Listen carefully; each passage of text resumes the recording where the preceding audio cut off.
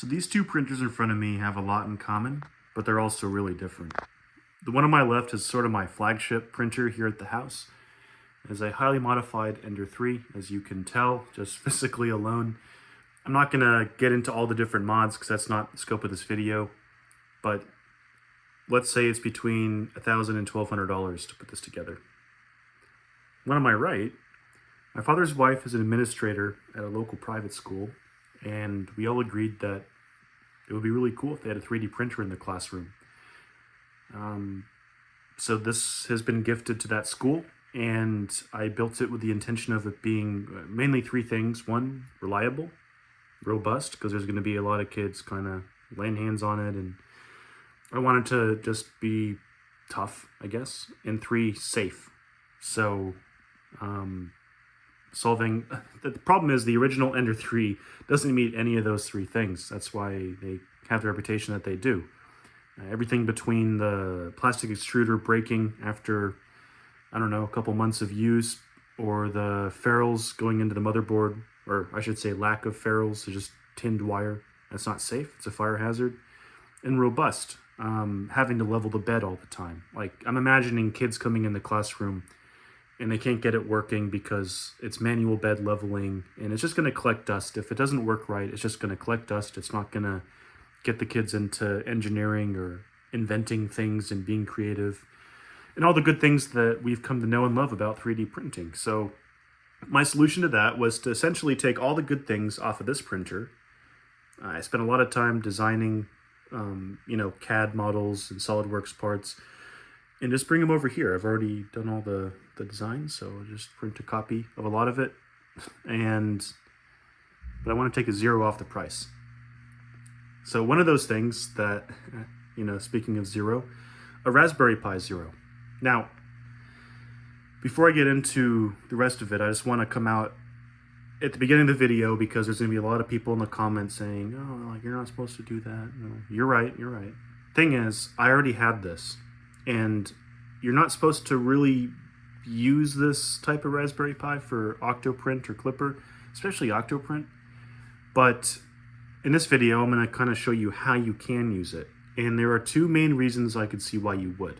Because if you're looking for some sort of small board computer, be that a Raspberry Pi or something similar to it, don't get this. Don't. Just stop the video, go watch something else right now. Don't go out and buy this. The two cases I could see are, one, you already have it, and you just need something, you just want to put it on the printer, you can't be bothered.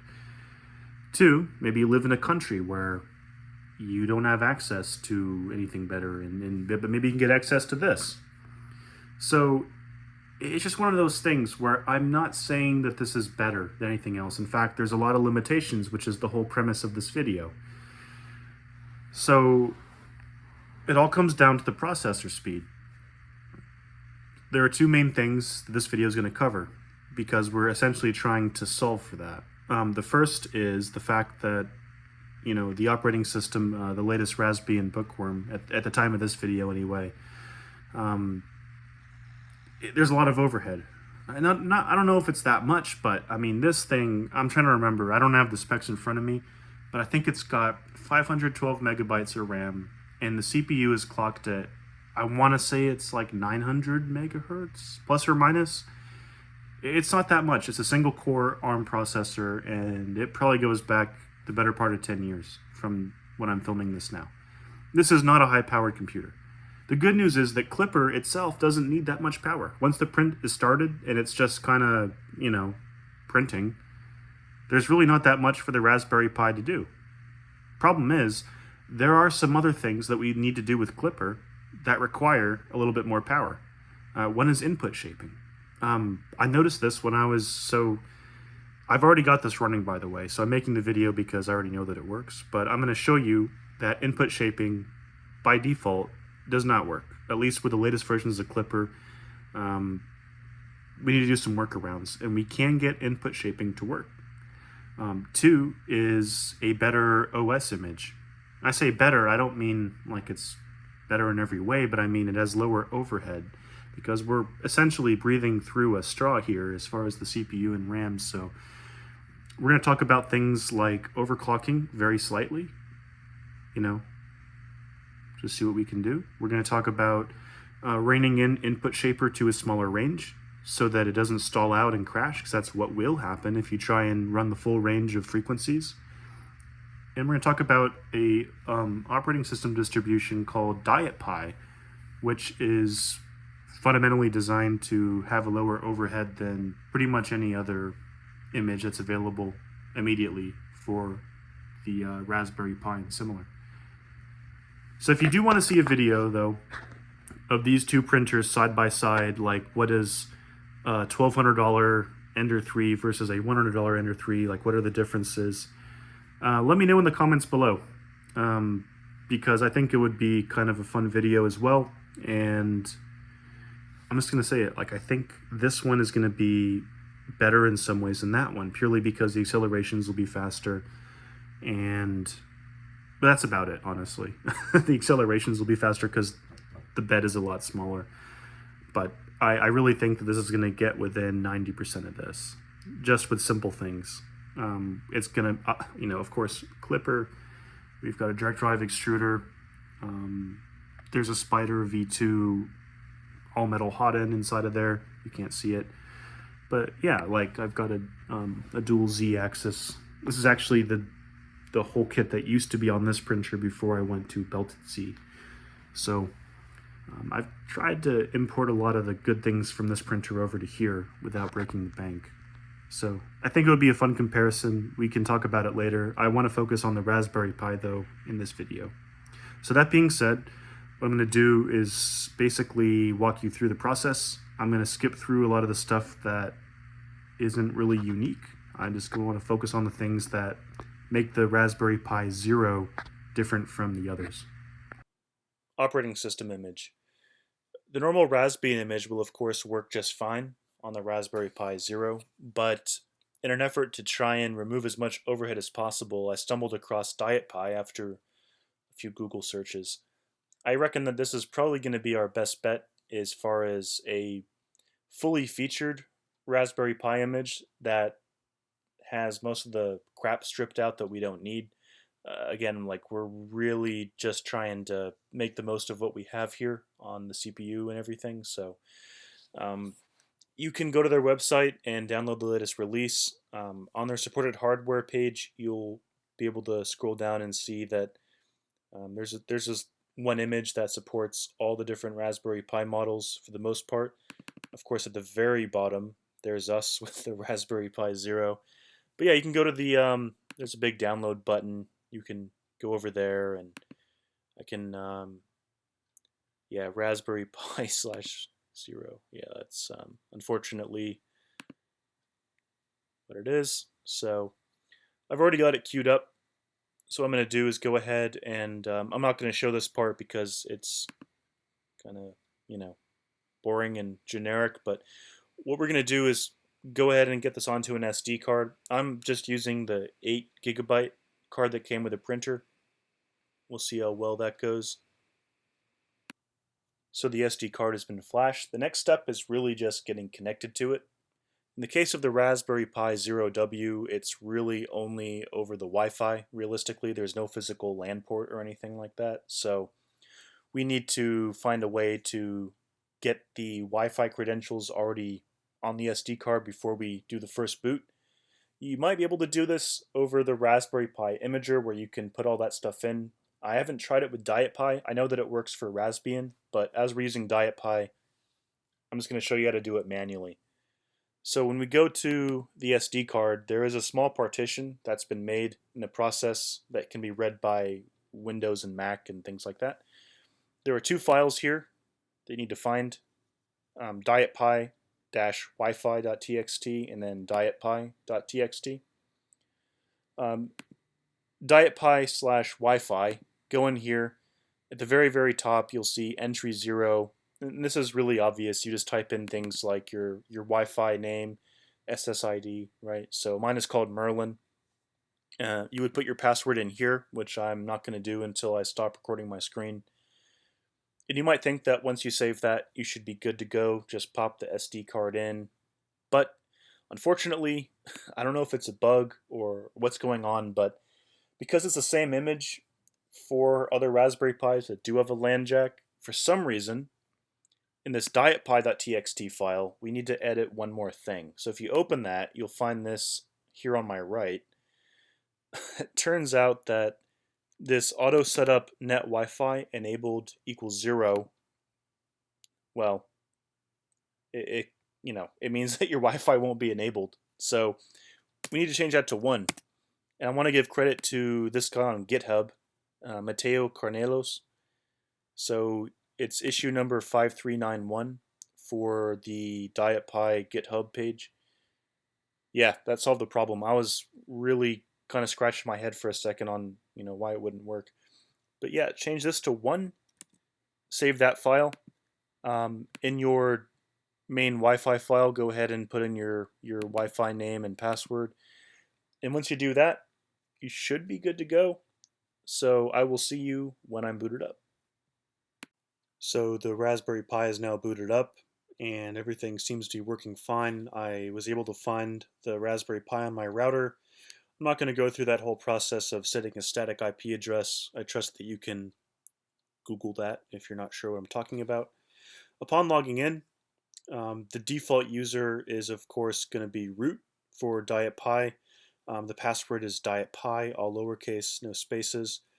And as soon as I logged in, I was greeted with all this.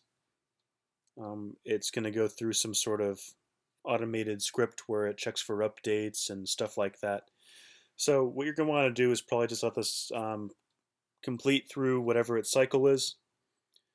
You can see it's obviously checking for system updates, and when that's done, we'll reconvene and go into installing Klipper.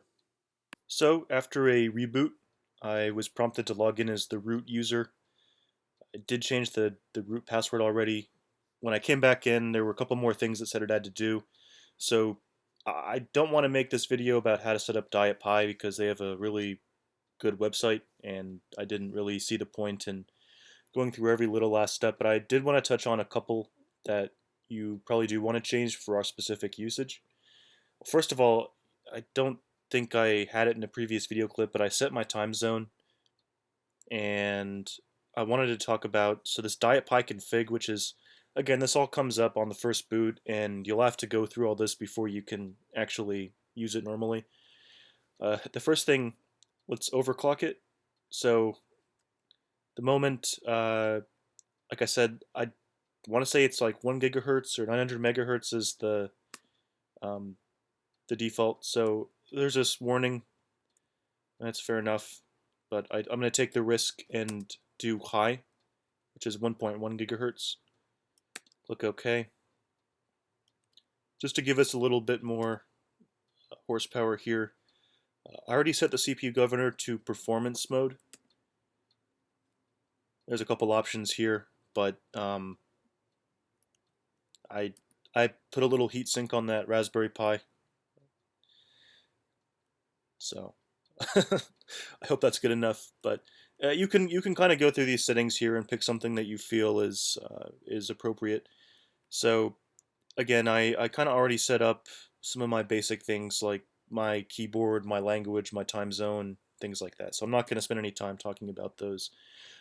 Something else I changed that I didn't record was I changed the SSH server. By default, it's DropBear, which I was kind of having a few problems connecting to. There was some sort of certification error. It maybe wasn't speaking the same language as my SSH client at first.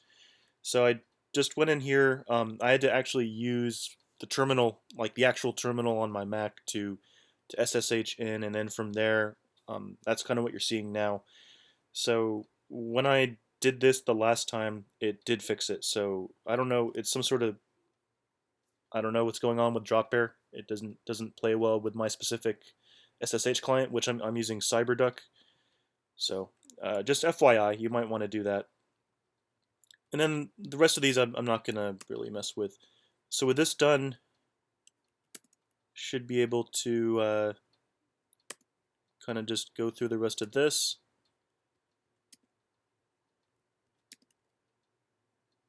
Has not been fully installed. This must be completed. Okay. Go start install. Oh, okay. If I could read, that would have been smoother. So this is kind of a summary of everything. The only thing here that it's talking about is replacing drop bear with OpenSSH. All the overclocking stuff and the time zone setting stuff, it actually did that. You might have seen it sort of in real time. So the only install uninstall that's going on here is that SSH client. So this is probably gonna. Normally I think it would be pretty quick, but because it's a Raspberry Pi Zero, it seems like everything is just several times longer than I'm used to on these type of small board computers. So I'm probably gonna just pause the video here, and we'll come back once we're booted in normally, and we're ready to proceed with the process of installing Klipper and preparing the image for general use. So I rebooted the Pi, and I'm just going to type CPU, confirm that everything took. At the top here, it's telling me that I'm 37C or about 98F, so it doesn't seem like it's scorching the chip. In fact, it's saying it's cool. So and you can see here 1100 megahertz. So it seems like the overclock didn't cause any problems, at least not yet. So what I'm going to do now is refer back to a spreadsheet that I made for an earlier video on this channel. That video was about installing Klipper on an Orange Pi. So there's a lot of stuff in here that doesn't apply because, again, it was sort of specific for that. But I'm going to sort of scavenge a few things here and there. I didn't show this on camera because I actually already did it, but I went ahead and I added a user named Pi, and I assigned basically sudo or admin, you could call it, privileges to that user account.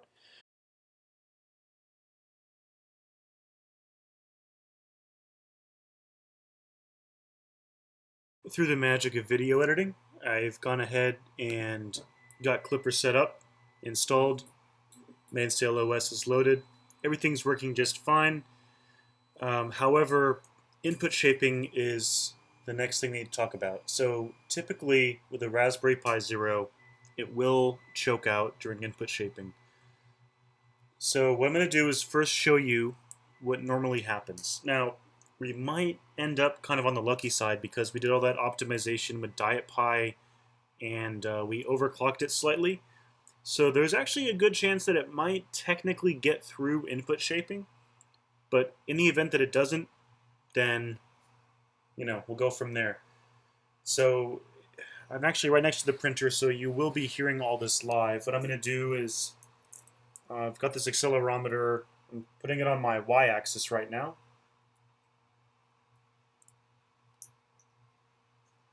Okay, that's installed.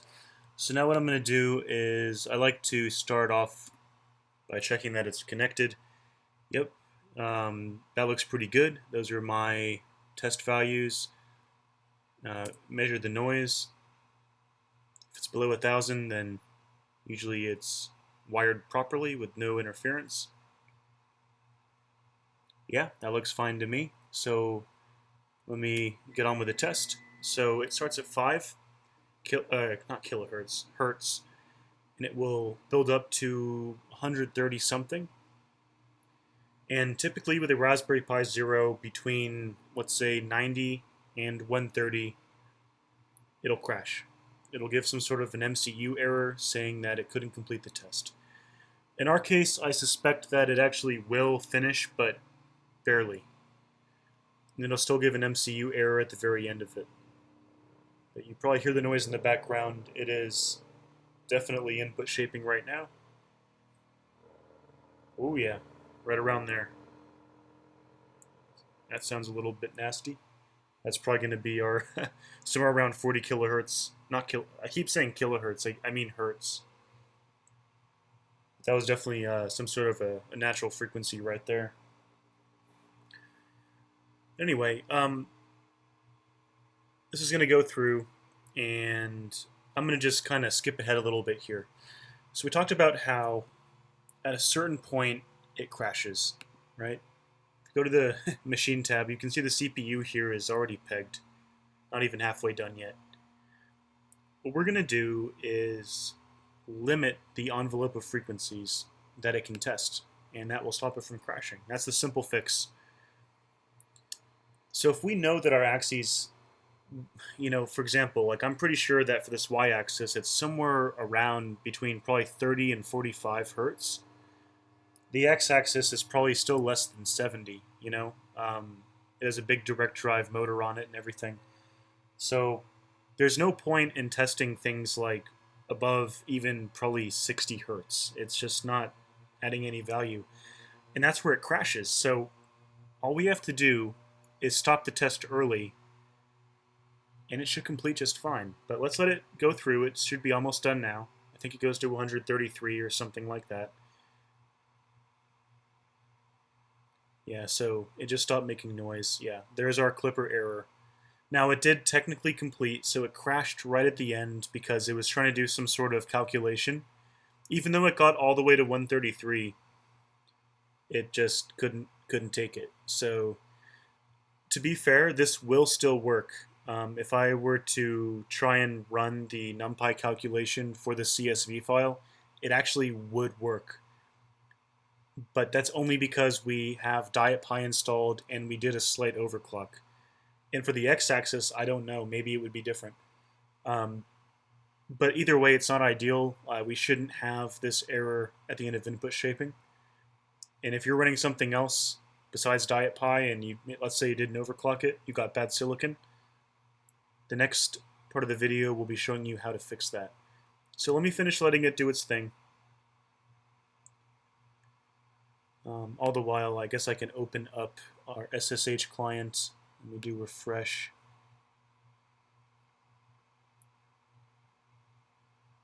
Okay, so it did write the CSV file right here, and that should be good enough, but let me show you the trick. So in my configuration, I've actually broken it off into its own CSV file, or CFG file, sorry. Yours might be different, it might be similar, but either way, wherever you have your accelerometer stuff defined in Klipper, you're going to have this MCU. In my case, it's called ADXL. Yours is probably also called that. Then you've got all this stuff here for defining the MCU. Then you've got this section here called resonance tester, where you are essentially just telling it like the name of the MCU, and then you're just telling it the XYZ where it does the test. What we're going to do is give it a couple new parameters, min frequency and max frequency. And I did 20 to 80 because I'm confident that that's the only area of interest for me. Now, you might have to look at your specific setup and determine if that's also applicable for you, but if you've got a Cartesian printer, it's this is probably safe. If you've got a really fast Core XY and you're using a Raspberry Pi Zero for some reason, maybe you make this 100. But in either case, what I'm going to do is just restart the firmware with those two new arguments added. And that's going to essentially shrink the envelope of those frequencies and allow us to complete the test without any errors. And that should get us over the finish line. So let's go back here. Again, let me home the printer. I apologize for the long video, but science.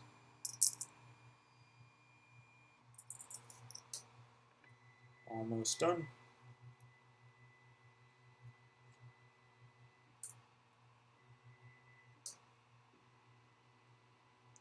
Okay, that should be good to go. So let's rerun it now. It should be starting from 20 and then stopping at 80.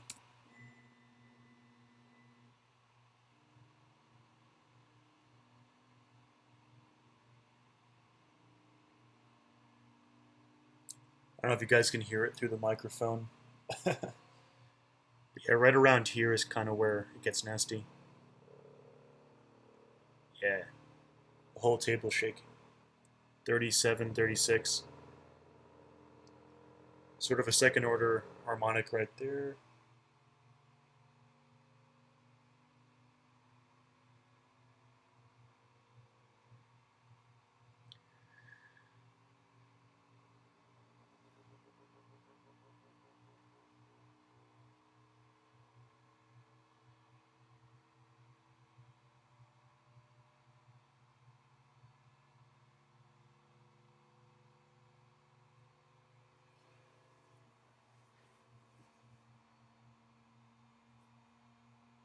Okay, so it got all the way to 80 with no errors.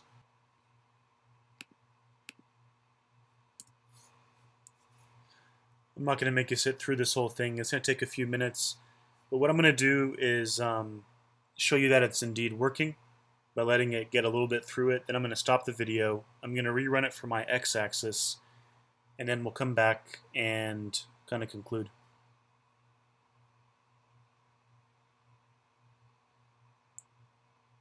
Yep, so here it's on its way. It's going to take a few minutes because it's super slow, but you know, I think just from this so far you can see that it's working. Let it do one more. Yeah, see this like 37, 35. We could actually, if my microphone actually picked it up, you guys probably heard it. It was really chattering away at that frequency. So, all right, see you in a minute.